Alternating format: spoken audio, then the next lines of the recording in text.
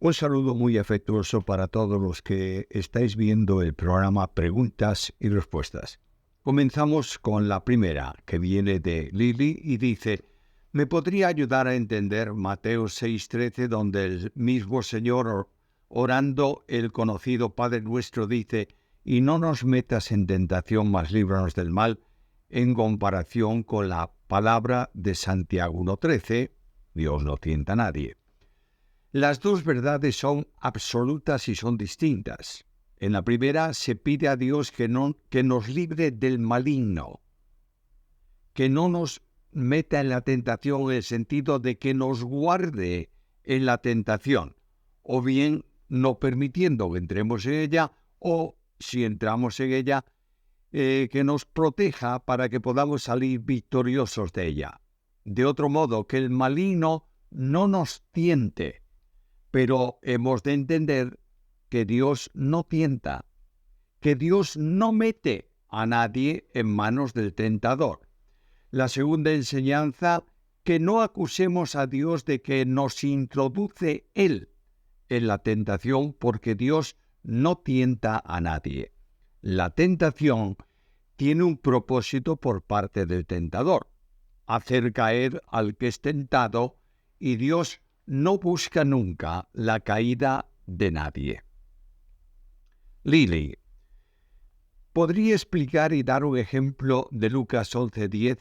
Pero al que blasfemare contra el Espíritu Santo no le será perdonado. ¿A qué se refiere este pecado? El pecado contra el Espíritu Santo se daba en tiempos de Jesús y consistía en que, sabiendo que Jesús era el Mesías, los líderes religiosos de Israel le llamaban endemoniado, porque decían que él tenía un pacto con Belcebú para hacer milagros, de manera que al Espíritu Santo, por el que echaba fuera los demonios, se le llamaba Satanás. Endemoniado a Cristo, Satanás al Espíritu Santo. Eso no puede darse hoy, porque no está presente el Mesías y es cuestionado y blasfemado de él como aliado del demonio. Ese pecado no se puede repetir hoy. Carmen Mara, ¿podría explicarme el versículo de Eclesiastés 4:12, por favor? Vamos al versículo, que dice así: si alguno prevaleciere contra otro, dos le resistirá, y el cordel de 3 dobleces no se rompe fácilmente. En la sección de este libro, 4:9-12, se habla de los beneficios que comportan los compañeros. La intimidad y compañía que permite compartir la vida alivian el problema del aislamiento y de la ansiedad. Un compañero puede ayudar a otro en los problemas. El predicador usa un proverbio histórico de Israel, que es esa segunda parte: cordón de 3 hilos no se rompe fácil, para afirmar el valor del compañerismo. En algunas ocasiones se hace la aplicación de esto al matrimonio cristiano, en el que junto con dos está un tercero que da poder y que es Cristo mismo. Dania Jenemy Cuello Valenzuela. Entiendo por qué Pablo hizo que Timoteo se circuncidara, pero luego leo Gálatas 5:2 y me pregunto, ¿es esta una contradicción de Pablo? En modo alguno, ya que Timoteo era judío. Y como judío, históricamente hablando, como pueblo de Israel, debía circuncidarse, como Dios había establecido para Israel. Además, haciéndolo, evitaba la acusación de que Pablo enseñaba a quebrantar la ley. Sin embargo, otro compañero de Pablo, como era Tito, no se circuncidó ni se le invitó a hacerlo porque no era israelita. Luis García. ¿En dónde está dando clases ahora? ¿Cómo puedo estudiar con usted? ¿Hay algún curso disponible o materia que pueda tomar con usted online? La actividad académica mía online es ahora ocasional, es decir, doy materias en distintos seminarios, institutos o facultades, pero no en una forma continuada, como lo hacía cuando dedicaba parte de mi ministerio a la enseñanza. Hoy, las actividades que ocupan mi tiempo no me permiten dedicarlo a otra actividad académica continuada como la que indicas tú. Danilo Bossa: querido hermano, no puedo creer que Dios escogió a unos para que se pierdan. Ni yo tampoco. Tal cosa no está en la Biblia. Eso es una deducción lógica de la filosofía, pero no de la teología. Pero la lógica del hombre nunca es la lógica de Dios. Manuel, según Apocalipsis 3:5, se puede borrar el nombre de un cristiano y es bíblico atar a un demonio cuando una persona está poseída. ¿Qué dice la Biblia sobre esto? El texto de Apocalipsis es una afirmación enfática, compuesta por una negación. Es decir, Dios afirma que no borrará el nombre de ningún salvo del libro de la vida. Un demonio puede ser expulsado en el nombre de Jesús, pero nadie tiene autoridad para atarlos. Esa autoridad corresponde únicamente a Dios. Es una idea no bíblica del mundo carismático.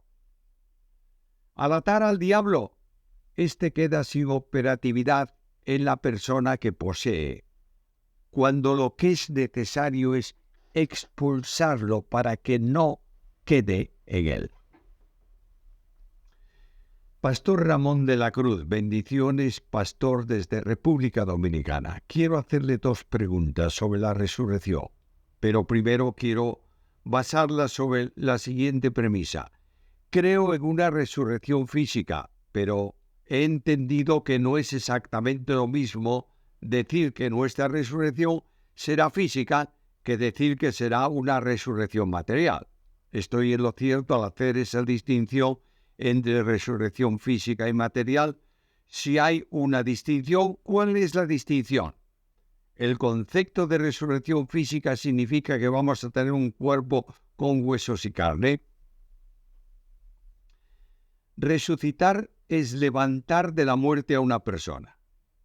El cuerpo de resurrección es distinto al enterrado en el sentido de ser apropiado para la vida en una nueva dimensión.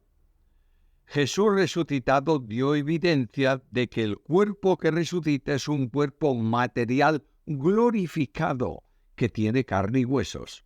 Sin embargo, el cuerpo de resurrección es distinto al enterrado, por cuanto los discípulos no reconocían a Jesús porque se aparecía en otra forma. Noel Moaneri: hace unos días atrás le formulé varias preguntas con respecto a Can, hijo de Noé. Solo de pensar que, por una simple burla, Noé condena a su descendencia porque no fue solo a él.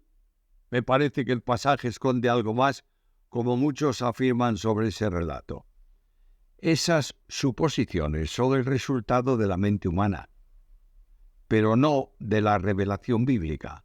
Dios castigó a Cam por su pecado, afectando a toda su descendencia para que fuese sierva de otros hermanos. Es decir, de los otros dos hermanos, que no podían hacerlo en el tiempo histórico de ellos, sino que se transmite a su descendencia como manifestación del contenido del castigo divino. Noel Moaneri: ¿será cierto que los descendientes de Can, en este caso Canaán, son las razas negras de África?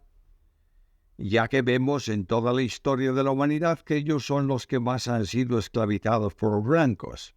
En el relato se le dice lo mismo.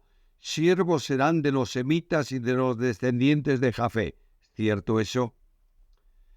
No se puede afirmar bíblicamente que el color de la piel sea la consecuencia de la maldición de Dios. Lo que es evidente es que la humanidad caída y degradada trató a los de color como animales de servicio. Es más, algunos enseñaron que los de color no tenían alma.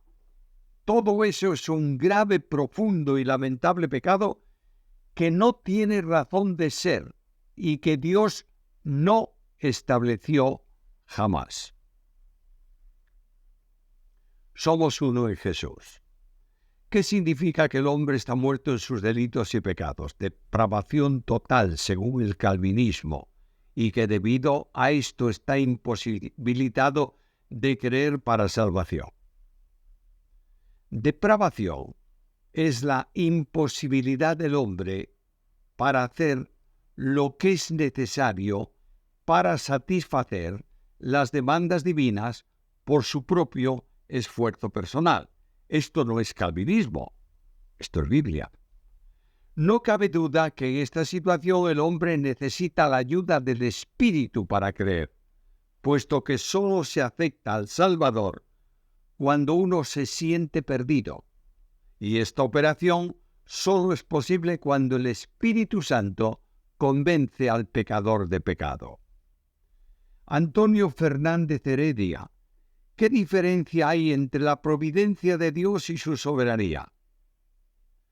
Providencia es la acción de la soberanía, y ambas cosas están ligadas entre sí. Antonio Fernández Heredia, ¿la profecía es un decreto soberano de Dios para que se cumpla? La profecía expresa anticipadamente lo que Dios ya ha establecido soberanamente para el futuro y se cumple no porque esté en la profecía, sino porque la profecía anuncia lo que va a cumplirse. Ángela Silva. Pastor Samuel, cuando hablamos de adoración a la luz de la palabra de Cristo, una adoración en base a la verdad de Cristo es lo que en verdad significa el alma, es decir, mente, emoción y finalmente voluntad. Lo digo porque en tiempo de pandemia yo sé que la Iglesia Unida, entre otras muchas iglesias, no dejaban de congregarse, como dice la carta de los Hebreos, para la adoración a Dios. Pero hay muchas iglesias, y desde luego te puedo decir, y mi denominación, que en tiempo de pandemia no se congregaban para el partimiento del pan, para la unidad de la Iglesia, para la adoración, sino que estas iglesias que hacían culto por medio de plataformas tecnológicas durante toda la pandemia no se congregaban corporalmente, y se puede decir que eso es una adoración en base a la verdad de Cristo o una fe muy superficial. Una pandemia es una situación de emergencia en la que debe establecerse una protección para evitar muertes. Nadie puede negar que durante esa pandemia miles de personas han muerto y hubo más muertes, no hubo más muertes, quiero decir, porque las autoridades limitaron las relaciones sociales y en momentos agudos confinaron la población.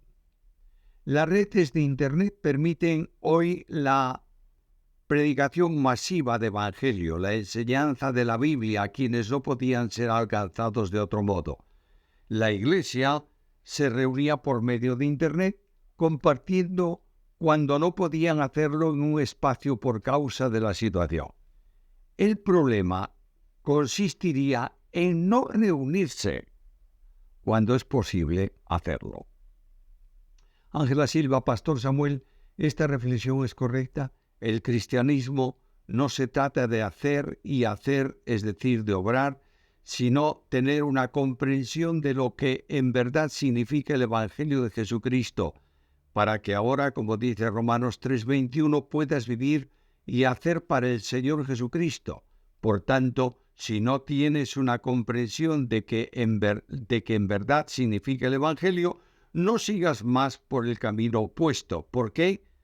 Porque no estás confiando en la obra de Cristo, sino en tu propia justicia, como dice Lucas 18:9, humana, sin ser consciente de que estás caminando por el camino de Satanás, es decir, de la religión. Génesis 3, 7, 10, Juan 8, 39, 41.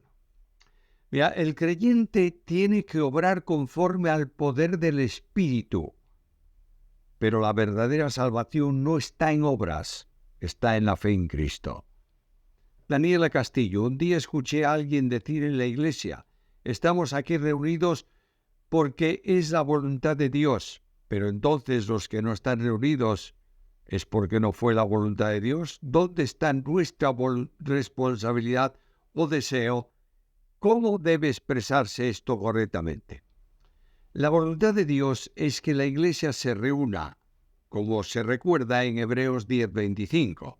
La voluntad de Dios no es determinismo. Dios no quiere que se produzca algo y que se produzca lo contrario.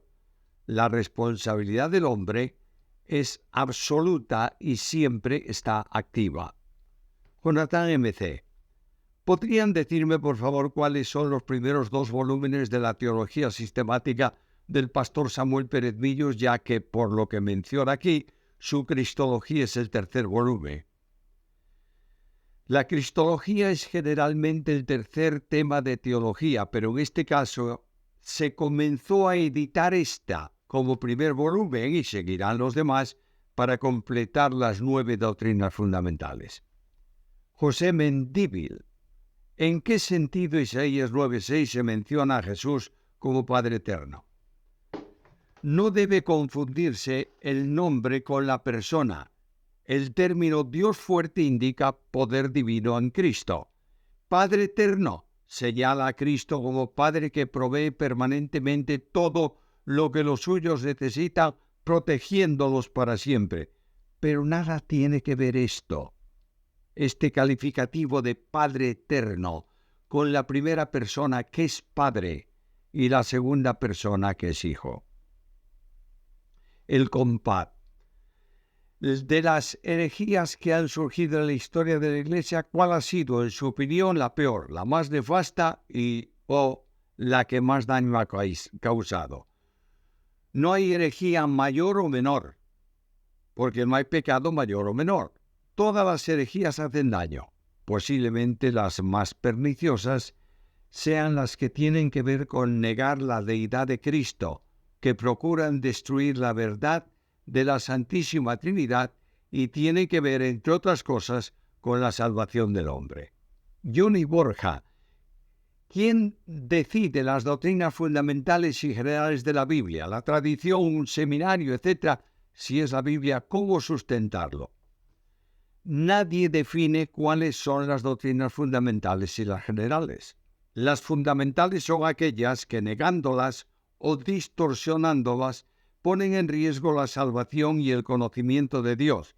Las generales son las que pueden ser entendidas en distinta forma, pero que no afectan a la seguridad del creyente, a la estabilidad de la Iglesia o al conocimiento de Dios. Florencia Juppie.